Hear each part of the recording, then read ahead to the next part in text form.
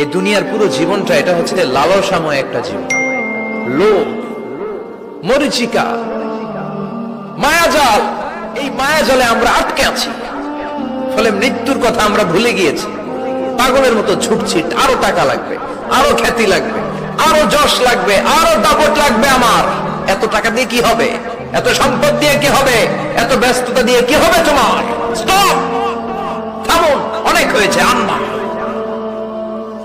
থামুন, take a rest, take a breath and think about death. Think that you have to go back to your Lord. একটু বসেন না, একটু ভাবেন যে আমাকে চলে যেতে হবে, চলে যেতে হবে। এই কোলাহল, এই ব্যস্ততা, এগুলো থাকবে, থাকবো না আমি। সাইয়েদনা ওমর ফারুক বলেছেন, মুতু ক্বাবলা আন তামুতু, মরার আগে একবার মরো।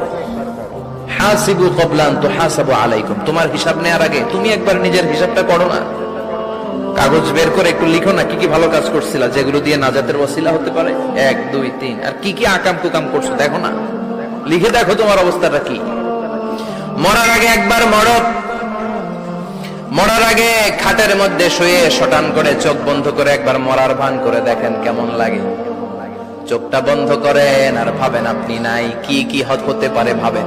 আপনার ছেলে মেয়েরা কান্না জুড়ে দিবে, আপনার প্রাণের স্ত্রী বিলাপ শুরু করে দিবে, বন্ধু বান্ধবের চিৎকার আর মাতম, স্থানীয় এলাকার মসজিদে ঘোষণা, অমুক এলাকার নিবাসী অমুক ভাই অমুকের ছেলে অমুক দুনিয়ায় নাই।